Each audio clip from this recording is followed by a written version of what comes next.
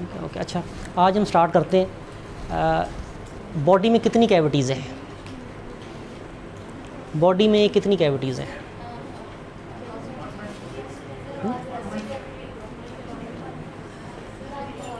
आगे आ जाओ। कैविटीज़ कितनी है बॉडी की? Cavities, very good. और वेरी गुड। थोरैसिक होगी, एब्डोमिनल होगी। कितनी कैविटीज़ हैं बॉडी में? शाबाश बोलो, पता है आप लोगों को? सेम, ये थोरैसिक होगी और मेजर कैविटीज़ की बात हो रही है। एब्डोमिनल, थोरैसिक बता दिया उन्होंने। अब देखो ना, अब आपको पता चलेगा कि व्हाट इज़ क्लिनिकल। आपने क्लिनिकल यही नहीं, आपने ओवरऑल इसको देखना है। और जिस तरीके से मैंने आपको ये नहीं बताना कि मैंने आपको क्लिनिकली पेशेंट को असेस करने का, उसको ट्रीट करने का और उसको फाइनल स्टेज तक करने की सारी चीज़ें आपको बतानी है, ठीक है? तो बॉडी में कितनी कैविटीज़ हैं? Pelvic cavity, very good. एक रह गई है। शाबाश शाबाश शाबाश, थोड़ा सा और सोचो। Cranial cavity, excellent, very good. तो बेसिक कितनी कैविटीज़ हैं? 4 कैविटीज़। बॉडी में कितनी कैविटीज़ हैं? 4 कैविटीज़। इसका कोरिलेशन आज आपको बताना है मैंने कि इसकी इंपॉर्टेंस क्या है। और आपने ये लेक्चर सिर्फ इसलिए नहीं है, जब आप इसको कोरिलेट करोगी ना और चीज़ों के साथ, तो आपको पता चलेगा कि इसकी इंपॉर्टेंस क्या है। सबसे ऊपर क्या है? Crown, cranial cavity. अगर क्राउन में कोई प्रॉब्लम आ गई है ना, मतलब बादशाह सलामत अगर ठीक नहीं है, तो पूरा मुल्क की तबाही हो जाएगी पकड़ के। हर चीज़ दरम बरम हो जाएगी, पूरी रियासत तबाह हो जाएगी। तो सबसे पहली कैविटी कौन सी? Cranial cavity. उसके नीचे कौन सी आ गई? थोरैसिक कैविटी, एब्डोमिनल कैविटी और पेल्विक कैविटी। कितनी कैविटीज़ होगी? 4 कैविटीज़। और pressure changes in one cavity lead to disturb the pressure in other cavities. For example, सबसे ऊपर क्राउन है, क्रेनियम में अगर प्रेशर चेंजेस आएंगी तो क्या होगा? Hydrocephalus, excellent. और बच्चों में, और उसके बाद बड़ों में होगा, क्या होगा? कंप्रेस कर देगा, अडीमा हो जाएगा। तो क्या होगा? ब्रेन की एक्टिविटी क्या होगी?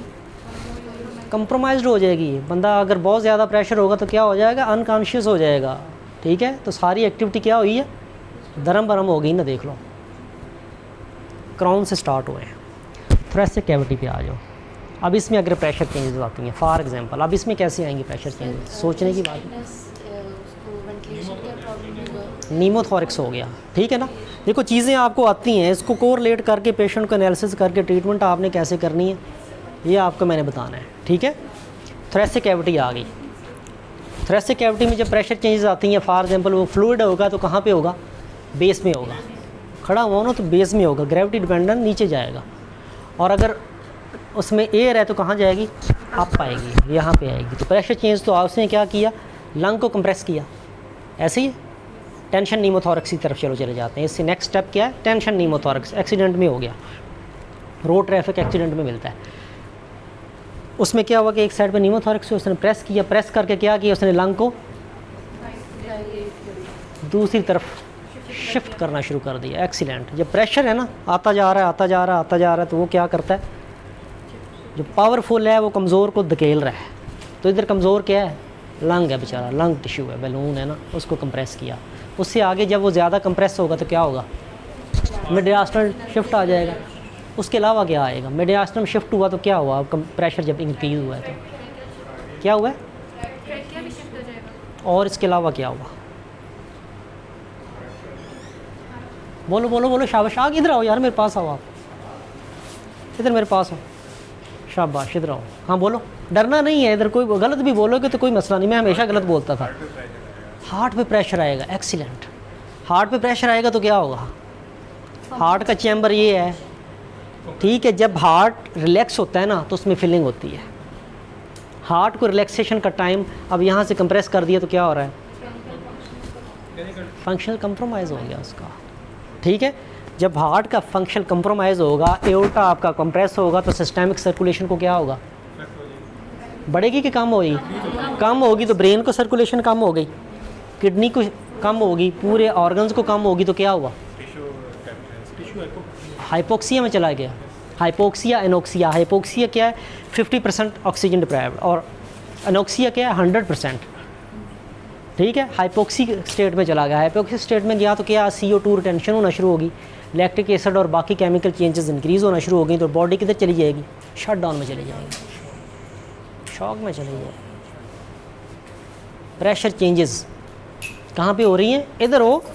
इधर हो या किसी भी, अब नीचे वाली कैविटी में आप देखो। चलो इसकी समझ आ गई है इधर तक, ये समझना है आपने कि इसलिए मैंने आपको कहा जो कार्डियोपल्मोनरी में लोग काम कर रहे हैं ना, वो लाइफ सेविंग काम कर रहे हैं। ऐसे नहीं है कि फॉर एग्जांपल हॉट पैक लगा दिया, मरीज़ ठीक हो गया तो ठीक है, नहीं हुआ तो कोई बात नहीं। स्ट्रोक हो गया, मरीज़ का हाथ हिलाया, ठीक हो गया तो हो गया, नहीं हुआ तो यहाँ पे अगर आपकी असेसमेंट ठीक नहीं है, असेसमेंट देखो कि कितना मैटर कर रही है। ठीक है, अब इस असेसमेंट में क्या चीज़ इंपॉर्टेंट है? हर चीज़ इंपॉर्टेंट है। इसमें ABCs इंपॉर्टेंट है, इसमें पेशेंट के आपने जो फिजिकल असेसमेंट करनी है वो इंपॉर्टेंट है, इसमें आपने पेशेंट का जो एक्सरे देखना है वो इंपॉर्टेंट है, इसमें जो पेशेंट की आपने ऑस्कल्टेशन करनी है वो इंपॉर्टेंट है, इसमें जो पेशेंट की आपने पल्स देखनी है वो इंपॉर्टेंट है। तो कोई चीज़ है ऐसी कि जो इंपॉर्टेंट नहीं है? तो आपको क्या लगता है कि आप मेडिकल में आए हो तो आप ऐसे ही आ गए हो, फॉर एग्जांपल को काम कर दिया, ओके, नहीं हुआ तो ना सही। ठीक है, जब लाइफ जाती है तो पीछे आपको पता है कितने फैक्टर्स बचते हैं। फॉर एग्जांपल एक फादर है, आपने सही ट्रीटमेंट नहीं है, आपसे ही बेचारे की डेथ हो गई है, तो पीछे क्या हुआ? पूरी फैमिली डिपेंडेंट थी उसके ऊपर। ठीक है, तो असेसमेंट देखो कि बहुत इंपॉर्टेंट है। ठीक है, उसके बाद थोरेसिक कैविटी हो गई, एब्डोमिनल कैविटी में आ जाते हैं। और जब एब्डोमिनल कैविटी में प्रेशर चेंजेस आएंगी, फॉर एग्जांपल कोई ब्लड आ गया, ठीक है, इसके अलावा आप देख लो ओबीज़ पेशेंट देख लो। ठीक है, ओबीज़ पेशेंट मॉर्बिड ओबेसिटी के साथ है और उसको फॉर एग्जांपल ये कहें कि कॉन्स्टिपेशन में होती है साथ, तो कोई एक चीज़ अगर हो और फैक्टर ऐड करते जाएं तो उसकी प्रॉब्लम बढ़ती जाती है। अगर सिर्फ ओबीज़ पेशेंट आपके पास आ गया है, फॉर एग्जांपल इधर आ गया ओबीज़ पेशेंट आया, तो ओबीज़ पेशेंट को आप क्या करवाओगे? देखोगे उसको सेस किया, पेट बहुत बड़ा हुआ है, 125 kg का पेशेंट एक आया यहाँ पे हमारे पास, तो उसमें क्या होता है? लंग उसके श्रिंक होते हैं, लंग कमज़ोर है ना बेचारा, एवं कंप्रेस हो जाता है। ठीक है, तो मोटे लोगों में इसीलिए लंग क्या होते हैं? शॉर्ट होते हैं, क्योंकि एब्डोमेन इतना बड़ा है, वो लंग को डायफ्राम को बेचारे को नीचे जाने की परमिशन ही नहीं दे रहा, तो उसकी वजह से क्या हो रहा है कि लंग उसके रियाई छोटे जाते हैं। ठीक है, अब एक तो लंग मरीज़ के छोटे हैं बड़े एब्डोमेन वाले में, दूसरा पेशेंट आपके पास आया है पोस्ट ऑपरेटिव, जो उसको एनेस्थीसिया और बाकी जो उसको रिलैक्सेंट मिले हुए हैं ऑपरेशन के दौरान, उससे क्या लगता है कि सिर्फ वो मसल को रिलैक्स करेगा, इन मसल्स को, स्केलेटल मसल को रिलैक्स करेगा, वो आपके जो जितने भी स्मूथ मसल हैं उनको भी रिलैक्स करेगा, सब मसल को रिलैक्स करेगा। तो इधर कौन से मसल हैं? स्मूथ में सारे मसल हैं ना एब्डोमेन में, सारे जो आपके गट की मोटेलिटी को कंट्रोल करते हैं, तो वो भी क्या होगा? पैरालाइज्ड हो जाएंगे। ओबेसिटी भी है, मसल भी पैरालाइज हो गया। ड्यूरिंग 6 घंटे का प्रोसीजर है, 8 घंटे का प्रोसीजर है या 10 घंटे का प्रोसीजर है, इस टाइम में उसको मेडिसिन मिलनी है और वो बेचारे ने लेटे रहना है। ठीक है, तो उसमें क्या हुआ कि जब वो आया यूनिट में आके देखा, एब्डोमेन हमने नहीं किया, चेक किया उसको, हैं कोई मेरी तरह का निकम्मा बंदा था, एब्डोमेन नहीं चेक किया, बस कहा कि जी ठीक है सही है। अब उसकी एब्डोमेन डिस्टेंशन होना शुरू हो जाती है, इसके ऊपर पूरा आर्टिकल लिखा हुआ है मैंने, ठीक है, पब्लिश्ड है। और अब उसमें क्या हुआ कि पेशेंट का एब्डोमेन जो है उसको बड़ा भी था और उसको साथ पैरालिटिक आइलस भी हो गया, पैरालिटिक आइलस हो गया। ठीक है, ये पढ़ लेना, अब डिटेल इसकी पढ़ लेना। पैरालिटिक आइलस लिखोगी तो जाके ढूंढ लेना उससे। ठीक है, ये पोजीशन है पैरालिटिक आइलस की, स्पेलिंग मैं बताता हूँ इसको। अच्छा, पैरालिटिक आइलस हो गया, उसमें क्या हो गया कि आपकी गट की जो मूवमेंट है वो क्या हुई? सीज़ हो गई। ओबीज़ है पेशेंट, गट की मूवमेंट आपकी सीज़ हो गई, उसके साथ क्या हुआ कि गैसेस हैं वो क्या हो गई? डिस्टेंशन होना शुरू हो गई एब्डोमेन। डिस्टेंशन होना शुरू होगी तो पहले ओबीज़ था, लंग बेचारे को एक्सपेंशन का टाइम नहीं मिल रहा था, ओपन हार्ट सर्जरी हुई है, और ओपन हार्ट सर्जरी में बेजल एटिलेक्टेसिस नॉर्मली होता है। ठीक है, बेजल एटिलेक्टेसिस क्योंकि ऊपर लंग को कोलैप्स करते हैं, इन्फ्लेट करते हैं। ठीक है, तो उसमें नॉर्मली बेजल एटिलेक्टेसिस फर्स्ट 1-2 दिन रहता है। तो अब ओबीज़ पेशेंट भी है तो साथ पैरालिटिक आइलस भी हो गया, तो उसको क्या होगा? इसके साथ हाइपोक्सिया में चला गया अगेन। ठीक है, फॉर एग्जांपल एक मुझे पेन दे दो ज़रा, पेज भी दे दो, इधर ऐसी दे दो, ऐसी दे दो। फॉर एग्जांपल एक पेशेंट है, टाइडल वॉल्यूम नॉर्मल कितना होता है 7 to 10 ml पर kg बॉडी वेट, ठीक है। तो एक 70 ml जो 70 kg बंदा है उसमें कितना होगा, अगर 7 ml के हिसाब से लगाते हैं तो 490 ml पर ब्रेथ, ठीक है, टाइडल वॉल्यूम होगा ये। और अगर पेशेंट ओबीज़ है, ठीक है, तो उसमें लंग श्रिंक है, तो ये 7 को आप कर लेंगे 6 कर लें फॉर एग्जांपल, 6 को अब 70 से मल्टीप्लाई करें तो 420 आ गया, ठीक है। और लंग कोलैप्स हुए हैं तो इसमें से 1 और माइनस कर लें, 5 पे आ गया, तो ये 350 रह गया। अब पैरालिटिक आइलस हुआ है, उसने और लंग को कंप्रेस किया तो किधर चला गया, 4 पे चला गया। एग्जांपल दे रहा हूँ। अब इसको 70 से किया तो कितना आ गया 280। अब इसमें डेड स्पेस भी है, आपको पता है कितना होता है डेड स्पेस, 150 होता है एनाटॉमिकल एंड फिजियोलॉजिकल। अब इसमें से ये माइनस कर दें तो जो एक्चुअल रह गया वो 130 टाइडल वॉल्यूम रह गया, जो लंग में जाके एक्सचेंज ऑफ गैसेस में पार्टिसिपेट कर रहा है, ठीक हो गया। तो किधर गया पेशेंट, अब हाइपोक्सिया में चला गया ना, हाइपोक्सिया में साथ शॉर्टनेस ऑफ ब्रेथ हुई। अब हाइपोक्सिया में जाने के पोस्ट कार्डिक सर्जरी क्या साइड इफ़ेक्ट है, हाइपोक्सिया में गया पेशेंट, उसमें क्या उसको कंपनसेट करेगा कौन सा सिस्टम, हार्ट ने ऑक्सीजन की डेफिशिएंसी क्या करनी है, हाइपोक्सिया को पूरी करनी है, तो हार्ट रेट क्या होगा, इंक्रीज़ होगा। तो नॉर्मल पेशेंट्स में जो कैबेज या पैल्व सर्जरी के बाद है उसमें टैकीकार्डिया नॉर्मली होता है। उसकी वजह ये है कि एक तो इंसिजन होती है, दूसरा हाइपोक्सिया, और इसके अलावा और भी काफ़ी सारे फैक्टर्स हैं। अगर वो बताने शुरू करूँगा तो मेरा ख्याल है कि आपका घंटा डेढ़ इधर ही लग जाएगा। तो बेसिकली प्रेशर चेंजेस डिस्कस हो रही हैं अभी, ये क्लिनिकल क्योंकि चीज़ें ज़रूरी हैं इसलिए मैंने आपको बता दिया। साथ उसके साथ नीचे पेल्विक चले जाएँ, पेल्विक में अगर फॉर एग्जांपल आपका यूरिनेशन नहीं होती, रुक जाते तो वो भी पूरी इरिटेशन करता है हर जगह पे, ठीक है ना, उसके लिए डिफरेंट काजेज़ हैं। तो अभी आपने मेन जो समझना है वो चेस्ट कैविटी को समझना है, ठीक है। अब इसमें हमें वेंटिलेशन की ज़रूरत है। अब सवाल ये पैदा होता है कि वेंटिलेशन की ज़रूरत क्यों ज़रूरी है, कि आर्टिफिशियल वेंटिलेशन या मैंडेटरी या मैकेनिकल वेंटिलेशन जो है वो हम क्यों यूज़ करते हैं। तो उसके डिफरेंट प्रोटोकॉल हैं। अगर कोई फॉर एग्जांपल पेशेंट है, उसका न्यूरोलॉजिकल डेफिसिट हो गया, उसको देंगे, हार्ट फेलियर हो गया, शॉक में चला गया पेशेंट, अनकॉन्शियस है, तो उसको क्या करेंगे, वेंटिलेशन उसको ज़रूरत होगी मशीन से, जो कि ख़ुद ब्रीथ नहीं कर पा रहा, ठीक है, उसको वेंटिलेशन की ज़रूरत होगी। अब वेंटिलेशन जो है उसकी कैसे बनती है, क्या ज़रूरत है और कैसे कैसे उसका प्रोसेस है, ये समझना ज़रूरी है। अब उसमें साइकिल होते हैं, डिफरेंट मोड्स हैं, और मोड से पहले क्या है, साइकिल्स हैं। तो 3 साइकिल होते हैं वेंटिलेशन जिस तरह होती है ना, उसमें 3 साइकिल हैं, प्रेशर साइकिल है, वॉल्यूम साइकिल है और टाइम साइकिल है। जो टाइम साइकिल वेंटिलेटर हैं वो बच्चों में होते हैं, हाई फ्रीक्वेंसी वेंटिलेटर इनको कहते हैं, ठीक है। इसकी डिटेल जो है ना वो पूरे लेक्चर में इसका बना लूँगा, अभी सिर्फ आप ये समझ लो। उसके अलावा टाइम साइकिल है, ये इसलिए कहा जाता है कि बाय द वे आप कह रहे हैं कि इंस्पायरेशन जो है ना वो एक्टिव है, ठीक है, बाय द वे, यानी कि जो inspiration ends is known as cycle. अगर प्रेशर साइकिल है तो इतना प्रेशर होगा, जब इस लेवल पे पहुंचेगा तो जो इंस्पायरेशन है एंड हो जाएगी, ठीक है ना। वेंटिलेटर है ना, आर्टिफिशियल एक चीज़ है, मैकेनिकल एक चीज़ है, उसको आपने कमांड देनी है ना कि भाई ये काम है, अगर 10 तक प्रेशर जाए तो इसके बाद आपने मज़ीद प्रेशर को इंक्रीज़ नहीं करना। कोई कमांड दोगे ना उसको, तो वो जो कमांड है या तो प्रेशर्स के ज़रिए दोगे या वो वॉल्यूम के ज़रिए दोगे कि इतना वॉल्यूम आ जाए। फॉर एग्जाम्पल जैसे अभी मैंने डिस्कस किया कि जी 400 टाइड वॉल्यूम आपने देना है, तो 400 टाइड वॉल्यूम उसको सेट कर देंगे, तो 400 टाइड वॉल्यूम देगा, उसके बाद वो आपकी इंस्पायरेशन रोक देगा, ठीक है। और इसी तरीके से टाइम है, तो उसमें ये है कि जब 2 साइकिल मिलते हैं तो फिर मोड बनता है एक। जब 2 साइकिल मिलेंगे, या प्रेशर साइकिल, वॉल्यूम साइकिल और टाइम साइकिल, इनमें से जब 2 साइकिल मिलेंगे तो क्या बनेगा, फिर मोड मिलेगा। मोड ये होता है जो आपको वेंटिलेटर में नज़र आ रहा हो। अब मोड्स कौन कौन से होते हैं और बेसिक चीज़ें ज़रूरी क्या क्या हैं जो हर एक वेंटिलेटर में होती हैं। बेसिक चीज़ें हैं, उसमें रेस्पिरेटरी रेट होता है, टाइडल वॉल्यूम होता है, IE रेशो होती है और पीप होती है, ठीक है, और FiO2 है। तो ये 5-6 चीज़ें हैं जो बहुत बेसिक हैं और हर वेंटिलेटर में मौजूद होती हैं। IE रेशो क्या होती है, इंस्पायरेटरी एक्सपायरेटरी रेशो कितनी होती है? 1:2 होती है। मतलब जितना भी इंस्पायरेटरी टाइम है ना, उससे डबल एक्सपायरेटरी टाइम होगा।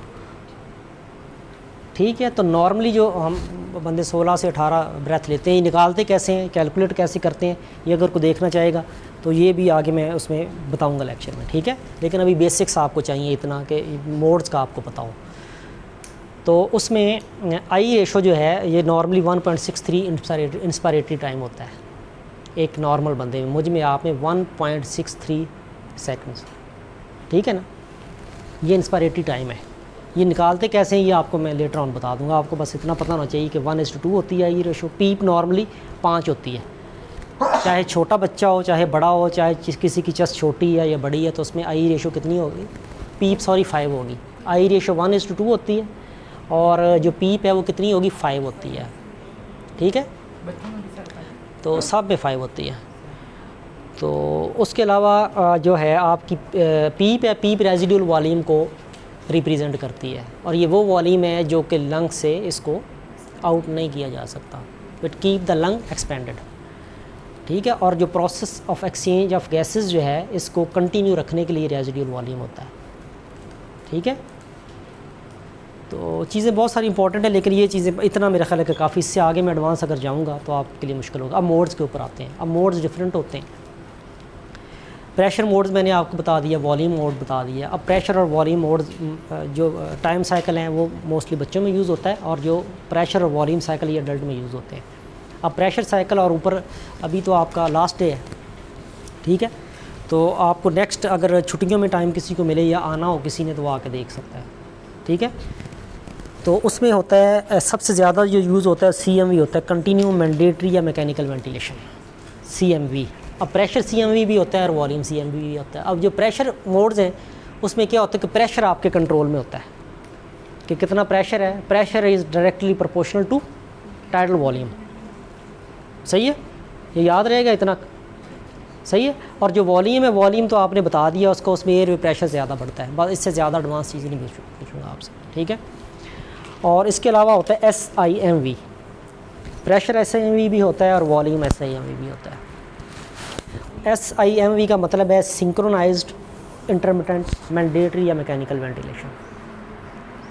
ठीक है, अब सिंक्रोनाइजेशन क्या है? इंपॉर्टेंट चीज़ ये है सिर्फ आपके जानने की। सिंक्रोनाइजेशन ये है कि अगर वेंटिलेटर ब्रेथ दे रहा है ना, सिंक्रोनाइजेशन का मतलब ये है कि अगर एक बंदा अपना ब्रेथ खुद इनिशिएट कर लेता है, सांस ले लिया है, तो वेंटिलेटर अपना ब्रेथ होल्ड कर लेगा।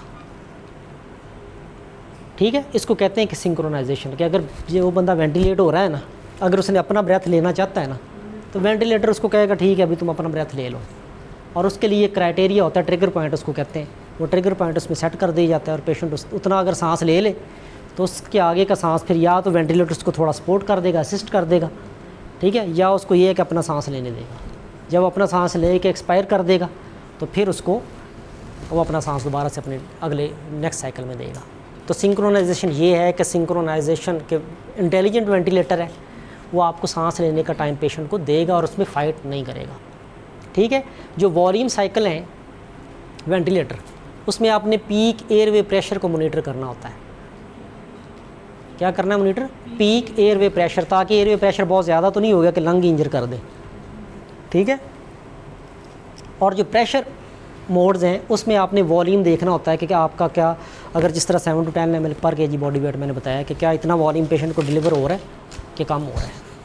ठीक है, क्या ऑप्टिमम है कि नहीं है, तो प्रेशर फिर उस हिसाब से रखते हैं। सही है, जिसको जो बहुत ज़्यादा इंटरेस्टेड हो वो फिर आके देख सकता है यहाँ पे और चीज़ें, लेकिन बेसिक आपको यही। अब मेन चीज़ ये है कि CPAP और BiPAP आपने सुना होगा, कंटिन्यू पॉजिटिव है और बाइप। अब ये इसी के ऊपर बेस करता है जो चीज़ें आपको मैंने बता दी हैं, ताकि अगर फॉर एग्ज़ाम्पल फैमिली में या किसी को ये चीज़ ज़रूरत है वो कम से कम आपसे पूछे तो आपको पता हो कि CPAP और BiPAP क्या है और इसका यूज़ कैसे होता है। उसमें यही चीज़ें जो आपने प्रेशर, BiPAP में 2 प्रेशर आपने सेट कर देने होते हैं और CPAP में एक ही प्रेशर होता है जो कंटिन्यूस हो रहा होता है। ठीक है, और मास्क उसको लगाना होता है। ठीक है, और फर्दर ये कि जो इंट्यूबेशन है वो वेंटिलेशन 2 टाइप की होती है, सॉरी। एक तो होती है नॉन इन्वेसिव और एक इन्वेसिव। नॉन इन्वेसिव ये है कि मास्क ऊपर लगा हुआ, जिस तरह सी पैप बाई पैप है, या ये भी वेंटिलेटरी मोड चल रहा है लेकिन मास्क लगा हुआ है उसको, ठीक है। और इन्वेसिव कौन सी है कि जब आपको ट्रेकेस्टमी हुई हुई है या इंट्यूबेशन हुई हुई है, ठीक है। अब इंट्यूबेशन नेज़ल भी हो सकती है, ओरल भी हो सकती है, बच्चों में नेज़ल हो सकती है, ओरल भी हो सकती है, सही है। तो इतना काफ़ी है मेरा ख्याल है ना। थक गया, अभी चेहरे नज़र आ रहा है कि बस एनफ, इतना अब्जॉर्व कर लो तो काफ़ी है। फिर भी अगर किसी की कोई क्वेरीज़ हो तो वो पूछ सकता है। वेंटिलेशन आप लोगों को आनी चाहिए, सही है। अब ये प्रेशर चेंजेस कहाँ पे हैं, लंग्स के अंदर हैं, थोरेसिक कैविटी में है, और ये आपको पता होना चाहिए। अब नॉर्मल एक्सरे में न्यूमोथोरिक्स, ठीक है, इसके अलावा प्लूरल एफ्यूजन वाले और कुछ इन्फेक्शन वाले जो हैं, ये एक्सरे की एक मैं वीडियो बना के आपके साथ एक्सरे के साथ शेयर कर दूंगा। फिर उसमें वैल्व कैसे देखना है, एक्सरे को कैसे वो करना है, वो ऑलरेडी है, और उसको मैं कोशिश करूँगा कि कंप्लीट करके ना फिर उसको अपलोड कर दूँ, ठीक है। और इसके अलावा आपको ने ECG की डिफरेंट टाइप्स जो हैं वो आपने देख भी लेनी है, ठीक है। और उस पर मैं देखता हूँ कि अगर कोई टाइम मिला तो उसकी फिर मैं वीडियो भी बना दूँगा, वो आपको पता होनी चाहिए। एक्सरे देखना आना चाहिए, असेसमेंट सबको आनी चाहिए अच्छी। ऑस्कल्टेशन की वीडियो भी मैं एक दफ़ा बना के दोबारा डाल दूँगा ये, क्योंकि चीज़ें इंपॉर्टेंट हैं। एनी क्वेरीज इसको